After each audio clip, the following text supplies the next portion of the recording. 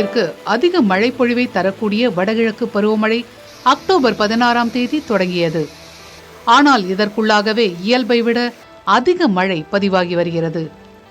October 1ஆம் தேதி முதல் 24ஆம் தேதி வரை 21 சென்டிமீட்டர் அளவுக்கு மழை பதிவாகியுள்ளது.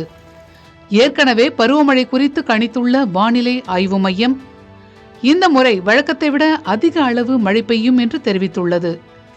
இதற்கேற்ப மேற்கு தொடர்ச்சி மலைப்பகுதிகள் தொடங்கி அனைத்து பகுதிகளிலும் பரவலாக மழை பெய்து வருகிறது. இதனால் குற்றால அருவிகள் பொங்கி பெருக்கெடுக்கின்றன. அருவிகளில் குளிப்பதற்கு தொடர்ந்து தடைகள் விதிக்கப்படுகின்றன.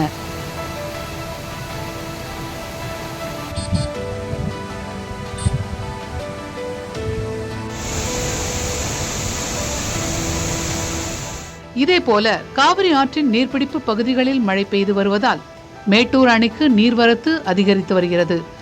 பவானி ஆற்றிலும் நீர்வரத்து அதிகரித்துள்ளதால் கரூர் மாவட்டத்தில் காவிரி ஆற்றில் மாயனூர் கதவணைக்கு வரும் நீர் அப்படியே காவிரி ஆற்றில் திறந்துவிடப்படுகிறது.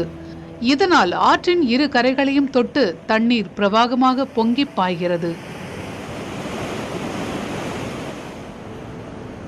எனக்கு தெரிஞ்சு இந்த காவேரியில் இந்த மாதிரி வருடத்திற்கு இந்த ஒரு வருடத்தில் மட்டும் 7 முறை நிரம்பி நான் கேள்விப்படலை. தான் முதல் தடவை நான் கேள்விப்படுறேன். அது மட்டும் இல்லாமல் மேட்டூர் அணை, கிருஷ்ணாசாகர் அணையிலிருந்து வேற தண்ணி திறந்து விட்டுருக்குறாங்க. இந்த மாதிரி ஒரு தண்ணி கடலில் கலக்குது வீண் ஆகுது அப்படின்னு நான் சொல்ல மாட்டேன். ஏன்னா ஃப்ரெஷ் வாட்டர் கடலில் கலக்கணும், அது நல்லது தான். ஆனால் அந்த எந்த அளவுக்கு நம்மளால் இதை அதிகமாக சேமிக்க முடியும் அப்படிங்கிறது நம்ம கண்டிப்பாக யோசனை பண்ணணும்.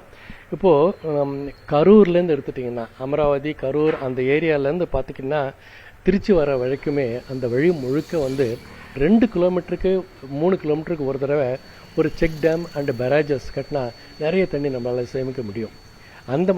அதுதான் நம்ம செய்யணும். எங்கெல்லாம் செக் டேம்ஸும் பராஜஸும் கட்ட முடியுமோ அங்கெல்லாம் நம்ம கட்டிட்டு இந்த மாதிரி தண்ணீரை சேமிக்கலாம். அது மட்டும் இல்லாமல் கல்லணைக்கு கீழே கூட இப்போ பெரிய பெரிய கால்வாய்கள் போகுது, ஏராளமான கால்வாய்கள். ஒவ்வொரு கால்வாயுமே பார்த்தீங்கன்னா சில 50 மீட்டர் 100 மீட்டர் 150 மீட்டர் 200 மீட்டர் அகலமான கால்வாய்கள்லாம் இருக்குது. அங்கெல்லாம் கூட நம்ம எங்கெல்லாம் சின்ன சின்ன அணைகள் கட்ட முடியுமோ அங்கெல்லாம் கட்ட. நம்மளுடைய பர்பஸ் என்ன, எப்படி தண்ணீரை சேகரிக்கிறது, எங்கெல்லாம் சேகரிக்க முடியும் அப்படின்னு சேகரிச்சுட்டு அதுக்கு மேலே கடலில் தண்ணி கலக்கட்டும். இதே போல தமிழகத்தின் முக்கியமான அணைகளில் நீர்மட்டம் அதிகரித்து பெரும்பாலும் நிறையும் நிலையில் உள்ளது. சென்னையின் முக்கிய குடிநீர் ஆதாரங்களிலும் நீர் நிறைந்து வருகிறது. குறிப்பாக 140 அடி நீர்மட்டம் கொண்ட பூண்டியில் 138 அடிக்கு மேல் தண்ணீர் நிறைந்திருக்கிறது. 65.50 அடி நீர்மட்டம் கொண்ட சோழவரத்தில் 61 அடி வரை தண்ணீர் நிரம்பியிருக்கிறது. 50.20 அடி கொண்ட புழலில் 47.46 அடி வரை தண்ணீர் இருப்பு இருக்கிறது. தேர்வாய் கண்டிகையின் மொத்த அடி 115.35 உள்ள நிலையில் இப்போதே 113.51 அடியாக இருக்கிறது. 85.40 அடி கொள்ளளவு கொண்ட செம்பரம்பாக்கத்தில் தற்போதே 82.68 அடியாகவும், 47.5 அடி கொள்ளளவு கொண்ட வீராணத்தில் 45 அடிக்கு மேலாகவும், மஞ்சளாறு அணையில் 43 அடியாகவும், பாபநாசம் அணையின் நீர்மட்டம் 101 அடியை கடந்தும் இருக்கின்றன. சேர்வலாறு அணையின் 155 அடியில் 115 அடிக்கு அதிகமாகவும், மணிமுத்தாறு 100 அடியை நெருங்கியும் இருக்கின்றன. வைகை அணையும் அதன் முழு கொள்ளளவை விரைவில் எட்டிவிடும். பேச்சிப்பாறை அணையும் 48 அடியில் தற்போதே 45 அடி வரை நீர்மட்டம் இருக்கிறது. திருப்பூர் மாவட்டம் உடுமலை வட்டம் திருமூர்த்தி அணையின் நீர்பிடிப்பு பகுதிகளில் தொடர்ந்து பெய்து வரும் கனமழையின் காரணமாக முழு கொள்ளளவான 60 அடியில் தற்போது 52 அடியை எட்டியிருக்கிறது. அணைகள் வேகமாக நிரம்பும் நிலையில் இந்த ஆண்டு வடகிழக்கு பருவமழை இயல்பை விட அதிகமாக இருக்கும் என்கிறார் தனியார் வானிலை ஆய்வாளர் ஹேமச்சந்தர். குறிப்பாக தமிழகத்தின் அனைத்து மாவட்டங்கள்லையுமே இயல்புக்கு அதிகம் என்ற நிலையில் மழைப்பொழிவு இன்று வரை பதிவாகியிருக்கு. இதற்கான முக்கிய காரணமாக பார்க்கப்படுவது இயல்புக்கு முன்னதாகவே தொடங்கிய பருவமழை கடந்த 10-15 நாட்களாக தொடர்ச்சியாக பெய்து வரும் மழையின் காரணமாக இந்த அளவை நம்ம எட்டியிருக்கோம் அப்படிங்கிறது குறிப்பிடத்தக்கது. இந்த சூழலில் ஒட்டுமொத்தமாக அக்டோபர், நவம்பர், டிசம்பர் ஆகிய 3 மாதங்களில் தமிழகத்தில் சராசரியாக 44 சென்டிமீட்டர் மழைப்பொழிவு பதிவாக வேண்டும். இந்த ஆண்டை பொறுத்தளவுக்கு 60 சென்டிமீட்டருக்கு மேல், அதாவது இயல்பை விட மிக அதிகமான மழைப்பொழிவை நம்ம எதிர்பார்க்கலாம். தமிழகத்தின் வடகடலோர மாவட்டங்கள், வடக்கு உள் மாவட்டங்கள், மத்திய மாவட்டங்கள், தென் மாவட்டங்கள் மற்றும் மேற்கு தொடர்ச்சி மலையோர மாவட்டங்கள் என ஒட்டுமொத்த தமிழகத்திலையுமே இயல்புக்கு அதிகமான மழைப்பொழிவுக்கான வாய்ப்புகளும் சாத்தியக்கூறுகளும் இருக்கு. இதில் குறிப்பாக வடகடலோர மாவட்டங்கள் மற்றும் காவிரி டெல்டா மாவட்டங்களில் நவம்பர், டிசம்பர் மாதங்களில் காற்றழுத்த தாழ்வு மண்டலம், புயல் போன்ற அமைப்புகளால் அடுத்தடுத்த சலனங்கள் மழைப்பொழிவு கொடுப்பதற்கும் சாத்தியக்கூறுகள் அதிகமாக இருக்கு. இந்த ஆண்டை பொறுத்தளவுக்கு நமக்கு ஒட்டுமொத்த தமிழகத்திலும் இயல்புக்கு அதிக மழை என்றாலும் நிகழ்வுகள் சார்ந்த மழைப்பொழிவு வடகடலோர மாவட்டங்கள் மற்றும் காவிரி படுகை மாவட்டங்களில் எதிர்பார்க்கலாம். அதன் காரணமாக குறிப்பாக சென்னை, திருவள்ளூர், காஞ்சிபுரம், செங்கல்பட்டு, புதுச்சேரி, விழுப்புரம், கடலூர், மயிலாடுதுறை, காரைக்கால், நாகப்பட்டினம், திருவாரூர், தஞ்சாவூர் மற்றும் அதனை ஒட்டி இருக்கக்கூடிய ராணிப்பேட்டை, வேலூர், திருவண்ணாமலை, கள்ளக்குறிச்சி, திருப்பத்தூர் மற்றும் திருச்சி, அரியலூர், பெரம்பலூர் போன்ற மாவட்டங்களில் சற்றே எச்சரிக்கையுடன் இருப்பது நல்லது. சென்னையில் இந்த முறை அதிக மழை இருக்கும் என்று கணிக்கப்படுகிறது. எனில் இதற்கு சென்னை தயாரா என்ற கேள்வியும் இருக்கிறது. இதற்கு அண்டை மாவட்டங்களின் நீர்நிலைகளையும் கவனிக்க வேண்டும் என்கிறார் நீரியல் வல்லுநர் ஜனகராஜன். ஆவரேஜா நமக்கு எவ்வளவு மழை பெய்யுமோ வடகிழக்கு பருவமழை 440 மில்லிமீட்டர் விட மிக அதிகமாக மழை பெய்வது நமக்கு வாய்ப்பு அதிகமாக இருக்கு. இப்போ இதெல்லாம் சேகரிக்கிறதுக்கு நம்மகிட்ட வசதி இருக்கா அப்படின்னா, நம்ம நீர் சேமிப்புக்கு பொறுத்த வரைக்கும் சென்னை மாநகரத்தை பொறுத்த வரைக்கும் நம்ம எப்பவுமே நினைக்கிறது இந்த 3 ஏரிகள் தான். செம்பரம்பாக்கம், அப்புறம் சோழவரம், அப்படி இல்லைன்னா பூண்டி டேம். இதுதான் நம்ம யோசனை பண்ணுறோம். இதை தவிர இது தாண்டி நம்ம அதிகமாக யோசனை பண்ணுறதில்ல. ஆனால் நம்ம என்ன முக்கியமான விஷயம் நம்ம கவனிக்கலைன்னா, இந்த சென்னையை சுற்றி இருக்கிற மாவட்டங்கள், செங்கல்பட்டு, காஞ்சிபுரம், திருவள்ளூர் மாவட்டங்களில் மட்டுமே இது ஏரிகள் மாவட்டம்னு சொல்லுவோம். இந்த ஏரிகள் மாவட்டங்களில் இந்த 3 மாவட்டங்களில் மட்டுமே டேங்க் மெமாயர்ஸ் கணக்குப்படி 3660 ஏரிகள் இருக்கு. அந்த 3600 ஏரிகள் பார்த்தீங்கன்னா சிறியது, பெரியது, மிகப்பெரிய ஏரிகள் நிறையவே இருக்கு. அந்த ஏரிகள் முழுக்க தண்ணீர் அங்கே நிறைய சேமிச்சோம்னா அங்கே பெய்கின்ற மழையின் தாக்கம் கீழே வராது, வெள்ளம்ங்கிற பாதிப்பு இருக்காது. ஒரு பக்கம் நம்ம நிறைய தண்ணீரை சேமிக்கிறதுக்கு வாய்ப்பு இருக்கு. அதே சமயத்தில் சென்னை மேலே தண்ணி கீழே வர்றதை தடுத்து சென்னைக்கு இருக்கிற வெள்ள பாதிப்பை நம்மளால அதிகமாக கண்டிப்பாக தடுக்க முடியும். ஆக இந்த ஏரிகள் நம்ம எப்படி பராமரிக்கிறது, எப்படி அது சரிவர ஒரு ஆழப்படுத்தி தூர் எடுத்து தண்ணீர் எப்படி சேமிக்கிறது அப்படிங்கிறது நம்ம அதிகமாக கவனம் செலுத்தணும். இயற்கையின் கொடையான மழை இல்லாவிட்டால் யாரும் உயிர் வாழவே முடியாது. மழையின்றி நிலம் செழிக்காது, நிலம் மலராமல் உயிர்கள் வாழாது. எனில் நீர் மேலாண்மை மழை பெய்யும் நேரத்தில் இல்லாமல் தொலைநோக்கு பார்வையில் திட்டமிட்டு செயல்படுத்தப்பட வேண்டியதும் அவசியமாகிறது. கனமழை அப்படிங்கிற பெய்யும் பொழுது சென்னை மட்டும் இல்லைங்க, இந்தியாவில் இருக்கிற மற்ற நகரங்கள் மட்டுமல்ல, உலகத்தில் இல்லை எல்லா நகரங்களுமே இந்த மாதிரி ஒரு கனமழை, unexpected rainfall, unexpected very heavy rainfall அப்படின்னு சொல்லுவோம். அப்படி வரும்பொழுது அந்த வெள்ள பாதிப்பு இருக்க தான் செய்யும். அதை நம்ம ஓரளவுக்கு பாதிப்புகளை நம்மளால் குறைக்க முடியுமே தவிர கண்டிப்பாக நம்மளால் தடுக்க முடியாது. அதுக்கு நம்ம என்ன செய்யணும் அப்படின்னா, முன்னேற்பாடுகள் என்ன செய்யணும் அப்படிங்கிறத பற்றி நம்ம ஆழமாக சிந்திக்கணும். இப்போ சென்னை மாநகரம் பார்த்தீங்கன்னா ஒரு ஏரிகள் மாவட்டம் மட்டுமல்ல, சென்னைக்கு இருக்கின்ற 3 பெரிய ஆறுகள் சென்னையில் போயிட்டு இருக்கு. வடக்கே கொசஸ்தலை ஆறு, கொசஸ்தலை ஆறுக்கு இன்னும் கொஞ்சம் மேற்கு போனீங்கன்னா ஆரணி ஆறு. ஆரணி ஆறு ஆந்திர பிரதேசில் உற்பத்தி ஆகி புலிகெட் லேக் பழவேற்காடில் போய் முடியுது, நிறைய தண்ணி கொண்டு வரும். அதே மாதிரி கொசஸ்தலை ஆறும் சரி, அது மேற்கே உற்பத்தி ஆகி நமக்கு சென்னையை நோக்கி பாந்து அந்த 800 கிட்ட கடல்ல கலக்குது. அப்புறம் கூவமாறும் பார்த்தீங்கன்னா கூவமாறும் சரி, கொசஸ்தலை ஆறும் சரி, இது எல்லாமே பார்த்தீங்கன்னா பாலாரோட லிங்க் ஆயிருக்கு. ஸோ அந்த தண்ணி சென்னைக்கு கொண்டு வருது. அப்புறம் அடையாருக்கும் பாலாரோட லிங்க் இருக்கு. செம்பரம்பாக்கம் ஏரிக்கு அதுலேருந்து வர தண்ணி இதில் வருது, செம்பரம்பாக்கம் ஏரிக்கு பாலாறுலேருந்து தண்ணி வரும். ஓகே, இது எல்லாமே இன்டர்லிங்க்டு. ஆனால் இந்த ஆறு நம்ம சுத்தமாக அகலப்படுத்தி ஆழப்படுத்தி அதோட ஃபுல்லாக அதனுடைய வண்டல், கழிவுகள், அப்புறம் இந்த சாலிட் வேஸ்ட் இருக்கிற சாலிட் வேஸ்ட், குப்பைகள், பில்டிங் டெப்ரிஸு அதெல்லாம் க்ளீன் பண்ணால் தண்ணி நேராக கடலில் கலக்கணும். இந்த ஆறுகள் நிலைமை, மேக்ரோ ட்ரைன்ஸோட நிலைமை, பக்கியாம் கால்வாட நிலைமை அப்படிங்கிறது இன்னைக்கு நேற்று நடக்கலை. கடந்த 30-40 வருடங்களாக நம்மளுடைய கொஞ்சம் கூட அதை பற்றி நம்ம கவலையே படாமல் இருந்ததுனால இன்னைக்கு ஒரு மோசமான நிலைமையில் இருக்குது. அதனால் அதை ஓவர் நைட் நம்மளால் சரி பண்ண முடியுமா, இந்த வருஷத்தில் முடிஞ்சிடுமா, அடுத்த வருஷத்தில் முடிஞ்சிடுமா, அந்த மாதிரிலாம் கிடையாது. அது ஒரு லாங் டேர்ம் பர்ஸ்பெக்டிவ் பிளான் வேணும். அதுக்கு என்ன பண்ணுறது அப்படின்ட்டு நல்ல ஒரு டிசைன், அதுக்கு என்ன மாதிரி ஒரு இன்டர்வென்ஷன்ஸ் வேணும், சயின்டிஃபிக் அப்ரோச்சோடு அதை இது பண்ணோம்னா நம்ம அதை க்ளீன் பண்ணி வெள்ள பாதிப்பு கொண்டு போயிடலாம். அதெல்லாம் தவிர முகத்துவாரங்கள், இந்த ஆற்றின் முகத்துவாரங்கள் அந்த கடலில் கலக்கிற இடத்துல க்ளீனாக வச்சுருக்கணும். அதை க்ளீனாக வச்சுக்கிட்டு அங்கே தண்ணி கடலில் கலக்கணும். சென்னையை பொறுத்தவரை சிஎம்டிஏ நிலத்தை மேலாண்மை செய்யும் நிலையில் நகர கட்டமைப்புகள் விரிவாக்கங்களின் போது அந்தந்த இடங்களின் தன்மையை பொறுத்தே அனுமதி தரப்பட வேண்டும். இல்லாவிட்டால் மழைக்காலங்களில் நீர் தேங்குவதை தவிர்க்க முடியாது என்கிறார் நீரியல் வல்லுநர் Janakarajan.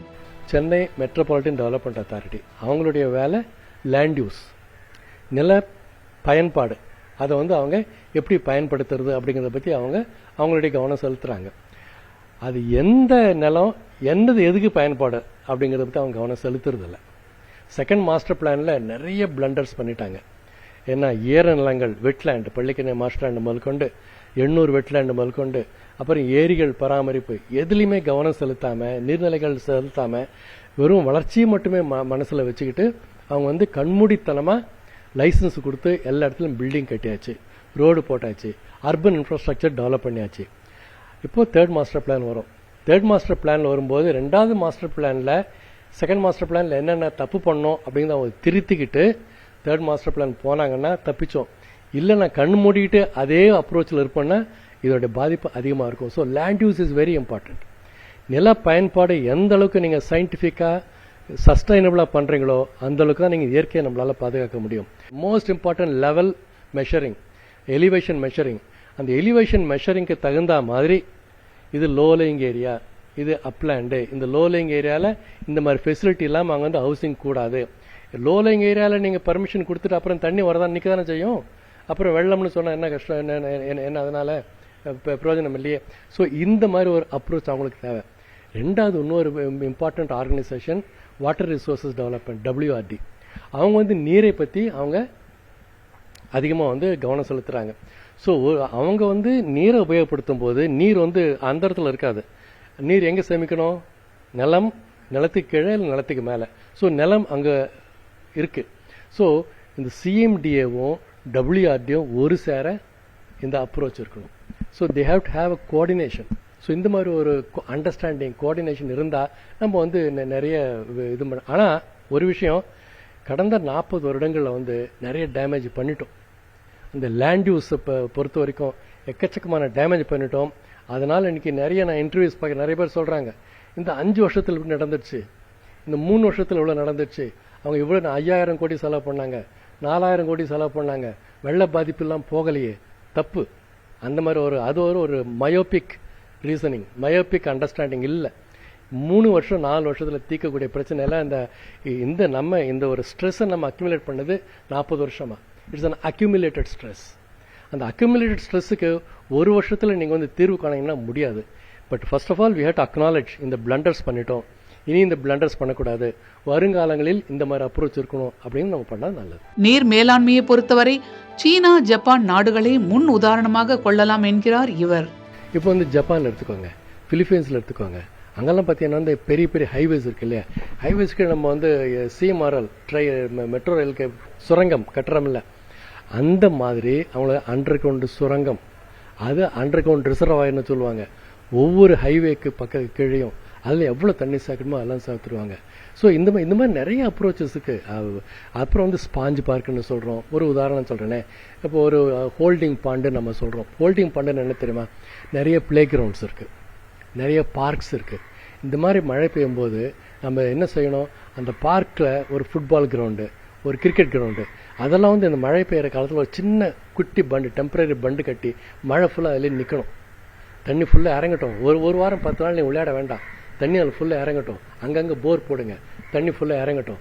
So we have to create holding ponds, sponge parks, அது மாதிரி டெம்பரரி வெட்லேண்ட்ஸ், கன்ஸ்ட்ரக்டட் வெட்லேண்ட்ஸு, இது மாதிரி எங்கெல்லாம் கிரியேட் பண்ணணுமோ அங்கெல்லாம் கிரியேட் பண்ணி மழை நீர் இது வந்து வெளிநாட்டில் பண்ணுறாங்க.